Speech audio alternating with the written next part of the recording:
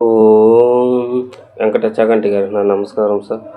నా పేరు తిమ్మరాయప్ప. నేను హుసూర్ ప్రాంతం నుండి మాట్లాడుతూ ఉన్నాను సార్. ఈ కశ్యపుడు అతని భార్యలకి అతిథికి దేవతలు, దితికి దైత్యులు, వినతికి గర్భమధుర పక్షులు, కద్దురాకి సర్పాలు, దంజకి దానవులు, సురభికి జంతువులు, తామరకి పక్షులు, ఇలకి వృక్షాలు పుట్టాయని చెప్తూ ఉంటారు సార్.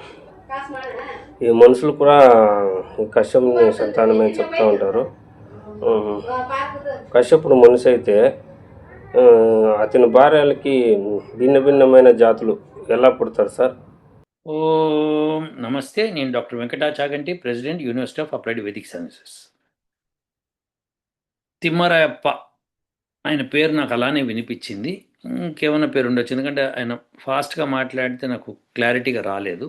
సరే, ఆయన ప్రశ్న ఇంపార్టెంట్ మనకి. ఆయన హూసూరు నుంచి మాట్లాడుతున్నట్టు చెప్పాడు. సో ఆయన ప్రశ్న ఏంటంటే, కశ్యప ప్రజాపతి ఆయన కనుక మనిషి అయితే కనుక ఈ రకరకాల జంతువులు, జీవాలన్నీ ఆయన నుంచి వచ్చి ఆయన భార్యలకు పుట్టారని చెప్తారు. అది ఎట్లా సాధ్యం? ఇది ఆయన ప్రశ్న. తిమ్మరాయప్ప గారు, మనం ఒకసారి కశ్యపుడి భార్యలు, ఆయన సంతానం ఒకసారి చూద్దాము. సో భాగవత విష్ణు పురాణాలు రాసినవి కొంత తీసి నేను డాక్యుమెంట్గా పెట్టాను మీకోసమని.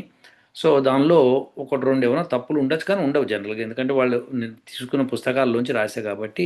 అది చూద్దాము. అది చూసి అసలు ఏమిటి ఆ విశేషం మాట్లాడుకుందాం. సో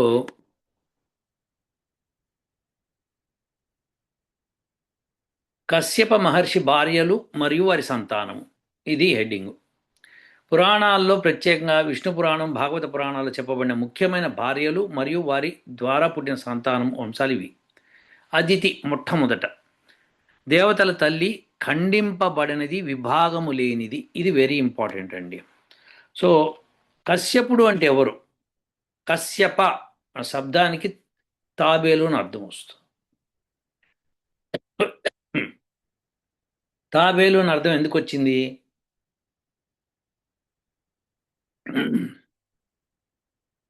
ప్రజాపతి, కశ్యప ప్రజాపతి. ఈ తాబేలు అని అర్థం ఎందుకు వస్తుంది? వచ్చింది. కశ్యపుడు అంటే తాబేలు, తెలుసు. తాబేలు యొక్క లక్షణం ఏంటి? అది తన అంగాలన్నింటినీ, తల, రెండు చేతులు, రెండు కాళ్ళు అని మనం అనుకుంటే, అవి పాదాలన్నీ కాళ్ళే అనుకోండి, ఆయన వాటిని లోపలికి లాక్కుంటుంది. అది ఆమె ఆ తాబేలు లక్షణం. సో పరమాత్ముడు కూడా సృష్టి చేసి సృష్టిని మొత్తం తనలో మళ్ళీ లాక్కుంటాడు, కాబట్టి ఆయనకి కశ్యపుడు అని పేరు. అలానే కశ్యప రివర్స్ చేసామనుకోండి, పశ్యక అవుతుంది, అంటే చూచేవాడు. సో ఈ సమస్త సృష్టిని చూడగలిగిన వాడు కాబట్టి ఆయన కశ్యపుడు అని భగవంతుడి యొక్క నామం అన్నమాట ఇది. కశ్యప ప్రజాపతి అని క్లియర్గా చెప్పారు కాబట్టి ప్రజానాం పతి, ప్రజల యొక్క పతి. సో ప్రజల యొక్క పతి కాబట్టి ప్రజ అంటే ఏంటి? ప్రజ, ప్రకృష్టంగా జనించున్నది కాబట్టి ప్రజ. సో ప్రకృష్టంగా జనించేవి ఏవైనా సరే ఆ పరమాత్ముడు ఇచ్చినవి అనమాట. మనం ఒక కారు తయారు చేసాము, కారు పుట్టింది, అది ప్రకృష్టంగా పుట్టలేదు. ప్రకృష్టంగా పుట్టేది ఓన్లీ పరమాత్ముడు చేసినవే, మిగతావేవీ కాదు. వాటినే ప్రజ అనాలన్నమాట. సో ఆ ప్రజకి తల్లి, తండ్రి ఉంటారు అన్న మన పురాణాల కథలు మనుషులకి ఈ సులభంగా అర్థమయ్యే రీతిలో వాళ్ళు రాశారు. కానీ దాని నిగూఢ రహస్యం ఇప్పుడు నేను ఛేదించి చూపిస్తాను మీకు. చాలా ఆనందంగాను సంతోషంగాను ఉంటుంది. ఓసారి చూద్దాం. సో కశ్యపుడు అంటే మొట్టమొదట మనం అర్థం చేసుకున్నాం, ఆయన కశ్యప ప్రజాపతి. సో మనం మాట్లాడేది పరమాత్ముడి గురించి మాట్లాడుతాం. సరే, ఆ పరమాత్ముడి యొక్క భార్యల పేర్లు ఇప్పుడు ఒక్కొక్క భార్య పేరు చూసుకుంటూ వెళ్దాం. అదితి దేవతల తల్లి అనబడుతుంది అనమాట. ఖండింపబడినది అదితి. దితి అంటే ఖండింపబడేది, ఖండించున్నది అని అర్థాలు వస్తాయి. అదితి అంటే ఖండింపబడినది, విభాగము లేనిది. విభాగము లేనటువంటి పదార్థం ఏంటి ప్రపంచంలో? ఒకటి చెప్పండి చూద్దాం. అది మనకు తెలిసిన పదార్థాల్లో, పంచభూతాలలో ఆకాశము. ఆకాశము ఖండింపబడినది, అది ఖండించలేము, విభాగం లేనిది. సో సంతానం, సో ఆకాశము, పరమాత్మ ఆకాశము ద్వారా పుట్టించినవి ఆదిత్యులు, 12 మంది దేవతలు. విష్ణు, ఇంద్ర, వరుణ, మిత్ర, అర్యమన్, భగ, పూషణ్, సవితృ, త్వష్టృ, ధాతృ, అంశ, వివస్వాన్, ఈ 12 మంది దేవతల్ని మనము అతిథి సంతానం అంటాం. కానీ అతిథి, ప్రతి దేవత అతిథి సంతానమే, ఇంకా సమస్య లేదు. ఓకే, అది. కానీ ముఖ్యంగా ఈ ఆదిత్యుల పేర్లు చెప్తారు. తర్వాత దితి. దితి అంటే ఏంటి? శుభములను ఖండించున్నది. ఏ పదార్థాలైతే శుభాలను ఖండిస్తుందో అది దితి. ఏమిటండి శుభాలను ఖండించేది అని మనకొక సమస్య. శుభము అంటే ఏమిటి అసలు? శుభము అంటే మోక్షము. మోక్షమును ఖండించున్నది అంటే ఏంటి? మోక్షం అక్కర్లేదు అనుకునేవన్నీ కూడా ఈ సంతానం ఇక్కడ ఉంటాయి. సో అది విశేషం. అదే దేవతలు వేరు. ఇక్కడ దితికి పుట్టిన వాళ్ళు ఖండించున్నది, శుభములను ఖండించున్నది. కాబట్టి శుభాలు అక్కర్లేదు అంటే మోక్షం అక్కర్లేదు అని అర్థం ఇక్కడ శుభము అంటే. సో ఆ మోక్షం అక్కర్లేనివి ఇట్లా ఈ దితికి పుట్టాయి అని ఈ యొక్క సారాంశం. సో ఎవరు పుట్టారు దితికి? హిరణ్యకశిపు, హిరణ్యాక్ష, వీళ్ళిద్దరు. తర్వాత ధను, దానం ఇచ్చు మనస్సు, దానవుల తల్లి. సో దానం ఇచ్చే మనిషి ఎవరైతే దానం ఇస్తూ ఉంటారో, దానం పుచ్చుకుంటూ ఉంటారో, ఈ సంతానము దానవులు అసుర వంశం సంబంధించిన అసుర వంశం. అసుర వంశం అని చెడ్డ వంశం అని కాదు. వాళ్ళు అసురులు ముఖ్యంగా దానం అడిగితే ఇవ్వకుండా మానరు. అది వాళ్ళ లక్షణం అన్నమాట. సో అది అసురులు. అయితే దీనిలోనే మానవులు కూడా వస్తారు. మానవుడికి మన లక్షణం ఏముండాలంటే దానం ఇచ్చే లక్షణం ఉండాలి. ఒకసారి ఒక మహర్షి దగ్గరికి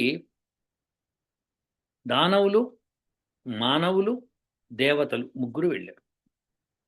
వెళ్ళి మాకేదైనా బోధించండి, మంచి విషయం అంటారు. అప్పుడు దేవతలకి ఫస్ట్ ద అంటాడు. ద అంటే దమనం చేయమని చెప్పాడు. ఏమిటి దమనం చేయమన్నాడు? వాళ్ళలో ఉన్న చెడ్డ కోరికను దమనం చేయండి అని చెప్పాడు. అలానే ఈ దానవులు వెళ్ళారు. మళ్ళీ ద అన్నాడు. మళ్ళీ ఏమిటి అంటే మీలో ఉన్న అసుర శక్తిని దమనం చేయండి అని చెప్పాడు. మానవులు వెళ్ళారు. వాళ్ళకి దా అన్నాడు. దా అంటే దానం చేయండి అని చెప్పాడు. సో మానవులకి ఇది అంటే ఈ లక్షణాలు కలిగి ఉంటే ఆ జాతిలో ఉన్న ఉత్కృష్టంగా పెరుగుతారు అన్నమాట. ఉత్కృష్ట స్థితికి వస్తారు, లేకపోతే రాలేరు. సో ఇప్పుడు దేవతలు అంటే ఇప్పుడు మనుషుల్లో దేవతలు ఉంటారు. అంటే బాగా చదువుకున్న వాళ్ళు, చక్కటి విద్య నేర్చుకున్న వాళ్ళు. వాళ్ళు ఫర్ ఎగ్జాంపుల్ వాళ్ళకి సంగీతంలో బ్రహ్మాండమైన పట్టు వస్తుంది. వాళ్ళు సంగీత కళాకారులు ఉంటారు. కానీ వాళ్ళు కొన్నిటికి బానిసలు అవుతారు. లైక్ తాగడానికి, మందు అంటే ఆల్కహాల్ తాగడానికి, లేకపోతే సిగరెట్ స్మోకింగ్కి, లేకపోతే ఇంకొక రకమైన వాటికి అలవాటు పడతారు. వాళ్ళు ఆ ఇంద్రియాలని దమనం చేయకపోతే దేవతలుగా ఉండరు, మిగిలిరు అని చెప్పేస్తుంది. రాక్షసులు ఈ దానం ఇచ్చే గుణం వీళ్ళకి బాగా ఉంటుంది. కానీ వాళ్ళని కూడా దమనం చేయమన్నది ఏంటి? వాళ్ళలో ఉన్న అసుర శక్తి ఏదైతే ఉందో, ఏదో బలం ఉంటుందో, ఆ బలాన్ని విపరీతంగా ఉపయోగించకండి, దమనం చేసి పెట్టుకోండి, దాన్ని గట్టిగా పట్టుకోండి, మంచి పనికి మాత్రం ఉపయోగించండి అని మహర్షి గారు చెప్పారు. అలానే మానవులకి ఏమన్నారంటే మీకు ఉండని గుణం ఏంటంటే దానం ఇవ్వటం. సో ఆ దానాన్ని పెంచుకోండి, అప్పుడు మీరు మంచి బలశాలి అవుతారు, అలానే మీరు ఉత్కృష్ట స్థితికి వెళ్తారు అని చెప్పి మహర్షి గారు చెప్పారు. సో అందుకని దానవులు అంటే చెడు అని కాదు, ఇక్కడ ఉద్దేశం ఏంటంటే వాళ్ళకి శక్తి ఎక్కువ.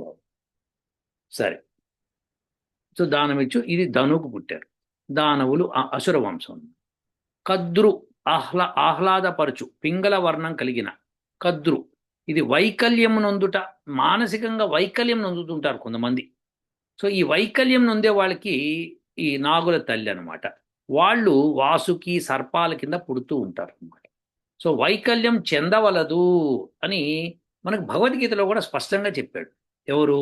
శ్రీకృష్ణ పరమాత్మ. సో ఆయన అర్జునుడికి ఉపదేశం చేసేటప్పుడు నాయనా వైకల్యం చెందద్దు అన్నాడు. వైకల్యం చెందిన వాళ్ళు ఇట్లా నాగుల కింద పుడతారు. అది. తర్వాత వినత, వినయంగా ఉండటాన్ని వినత అంటారు. గరుక్మంతుని తల్లి అంటే పక్షులకి రాజు అవుతాడంట. వినయంగా ఉండేవాళ్ళు పక్షులకి రాజు అవుతాడు. సో సంతానం గరుడ, అరుణుడు, సూర్యుని రథసారథి. సో ఇలా మనకి ఏ గుణాలు ఉంటే ఎవరు పుడతారో అని చెప్పడానికి మనకి సృష్టి అంతా ఇలా జరిగింది అంటే పూర్వ సృష్టిలో ఎటువంటి గుణాలు ఉన్నాయో ఆ గుణాలని ఇప్పుడు వాళ్ళ గుణాలని బట్టి ఇక్కడ ఈ విధమైన వంశ చరిత్ర వచ్చింది. తర్వాత సురస, మంచి రసం కలిపి, రాక్షసులు నాగాదులు సంతానం, రాక్షస వంశాలు, కొన్ని పురాణాల్లో నాగులతో సంబంధం ఉందని చెప్తారు అనమాట. సో సురస అనేది మంచి రసం కలది అని అర్థం అనమాట. అంటే మానవులు మంచి రసం కలిగినవి తింటూ తాగుతూ ఎప్పుడు అదే అదే ధ్యాసలో ఉంటే గనక అప్పుడు వాళ్ళు రాక్షసుల కిందనో నాగాదుల కిందనో పుడతారని చెప్తున్నారు. తామ్ర, రాగి వలె ఎరుపు వర్ణం కలది, జనులచే కోరుబడునది. సో ఎక్కువగా కోరికలు పెంచుకున్న వాళ్ళు, అడుగుతున్న వాళ్ళు, జనులు ఎక్కువగా కోరుతున్నారు అనుకోండి, వాళ్ళు వచ్చే జన్మలో పక్షుల సంతానం, అంటే ఆ పక్షుల్లాగా పుడతారు. గరుత్మంతునికి భిన్నమైన పక్షి జాతులు. సో పక్షి జాతి మంచిదే, వాళ్ళకి ఇలాంటి గుణం ఉంటుందన్నమాట. ఏంటంటే జనుల్లాగా కోరుతూ ఉంటారు, ఎక్కువగా కోరుతూ ఉంటారు దాన్ని. బంగారము, వెండి, రాగి ఇలాంటి కోరుతున్న వాళ్ళు, ఎక్కువగా కోరుతున్న వాళ్ళు పక్షి జాతిలా పుడతారు. క్రోధవశ, క్రోధమునకు వశమైన, మూర్ఖంగా ఉంటే వాళ్ళు ఉంటారన్నమాట. ఎప్పుడు క్రోధం తెచ్చుకుంటూ ఉంటారు మూర్ఖంగా అన్నమాట. సో అది మూర్ఖతకు లక్షణం. అలాంటి వాళ్ళు క్రూర జంతువుల్లాగా పుడతారు. సంతానం సింహము, పులి మొదలైన మృగాలు. ఏ క్రూర జంతువు అయినా సరే వాళ్ళు పూర్వజన్మలో క్రోధానికి వశమైన వాళ్ళు. అందుకనే క్రోధవశ అనే ఆమెకి వీళ్ళు పుట్టారు అని మనకి అలా చెప్పడం జరుగుతుంది. తర్వాత ఇళ, ఇరా, నేల, జలము, వాక్కు, వృక్షాలు, ఔషధులు. సో ఈ వృక్షాలు అంటే జలమును ఎక్కువగా వేస్ట్ చేసిన వాళ్ళు, పిచ్చి పిచ్చిగా మాట్లాడుతున్న వాళ్ళు, నేలను ఎక్కువగా కబ్జా చేసేవాళ్ళు, వీళ్ళందరూ కూడా పుట్టేది వృక్షాలు, ఔషధులు. ఎందుకంటే పూర్వజన్మలో ఏమాత్రం మంచి చేసిన వాళ్ళు కాదు. కాబట్టి ఇప్పుడు వృక్షాలు, ఔషధాలుగా పుట్టి ఆ రుణాన్ని ప్రజలకి ఇచ్చి తీర్చుకుంటారు అన్నమాట. సో వాళ్ళు మొక్కలు, వృక్షజాలం కింద పుడతారు.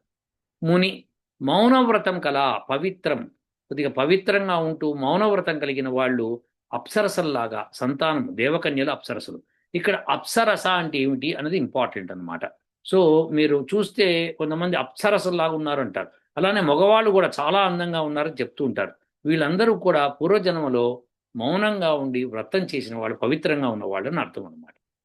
కస, రోగమును వారించినది, వట్టివేళ్ళు అని కూడా ఇంకో రకంగా మన వట్టివాళ్ళని కూడా రోగాలని మనకి నయం చేస్తుంటాయి అన్నమాట. సో యక్షులు, రాక్షసులు, కస అన్నదానికి రోగమును వారించేవాళ్ళు, రోగాన్ని నివారించుకునేవాళ్ళు వీళ్ళంతా యక్షులు ముఖ్యంగా.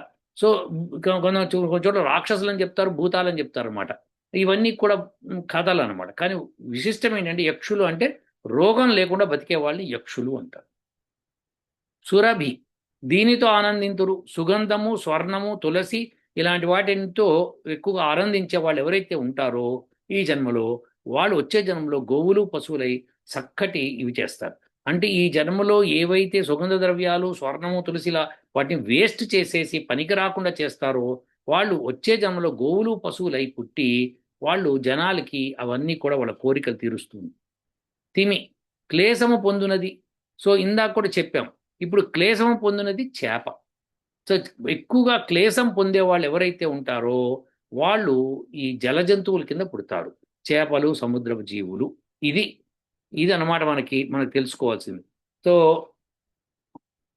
మీరు అడిగిన ప్రశ్నకి సమాధానం ఏంటంటే ప్రజాపతి అన్నది పరమాత్ముడు.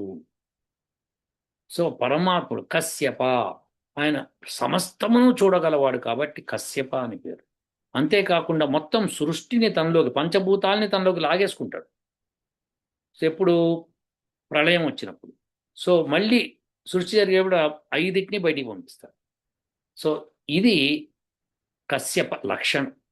సో ఆ పరమాత్ముడు రకరకాల వస్తువుల నుంచి ఏ ఏ గుణాలు పూర్వజన్మలో ఏ తప్పులు చేశారో ఆ తప్పులను బట్టి వాళ్ళకి ఈ జన్మలు ఇస్తూ ఉంటారు. ఆ తప్పులు, ఒప్పులు రెండు కలుపుకొని ఇస్తూ ఉంటారు. సో ఇది మనం గుర్తుపెట్టుకోవాలి. సో అందుకని ఏవైతే మనం తప్పులు చేయకుండా ఉండాలి, ఇవన్నీ వరుసపెట్టి చూస్తే అప్పుడు మనం ఏమై పుడతాము అన్న సమస్య వస్తుంది అన్నమాట. సో మానవులమై పుడతాం. సో ఈ మానవులై పుట్టినప్పుడు మళ్ళీ మన పూర్వజన్మ వాసనను వదిలిపెట్టడానికి ప్రయత్నం చేస్తూ మోక్షం వైపు వెళ్ళామనుకోండి, జన్మ ఉండదు కదా, కొన్ని కోటాను కోట్ల సంవత్సరాల దాకా ఉంది. అప్పుడు ఈ సృష్టి జరుగుతుంటుంది, వెళ్తుంటుంది, అన్నీ అవుతుంటే కానీ మనం సృష్టి బయట ఉండి చూస్తాం అన్నమాట. సో మనము కూడా అహం బ్రహ్మాస్మి అవుతాం. అంటే పరమాత్ముడు ఎలా అయితే సృష్టిని చూస్తున్నాడో మీరు కూడా సృష్టిని చూస్తూ ఉంటారు. ఇది ఒక అద్భుతమైన విషయం అన్నమాట. సో దానికోసం మనం అందరం ప్రయత్నం చేద్దాము అని చెప్పడంలో పురాణం ఏం చేస్తుందంటే మనకి ఇవన్నీ మన జ్ఞాపకం ఉండేటట్టు కథల రూపంలో చక్కగా పెడతారు. కానీ దాన్ని మిస్లీడింగ్ కొంతమంది చేస్తారు.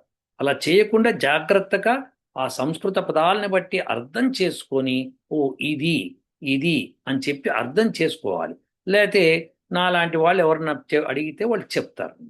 సో ఇదండి మీరు అడిగిన ప్రశ్నకి సమాధానం. మానవులకు పుట్టినవి కావు ఇవన్నీ. ఓకేనా అండి? ఉంటాను. ఓ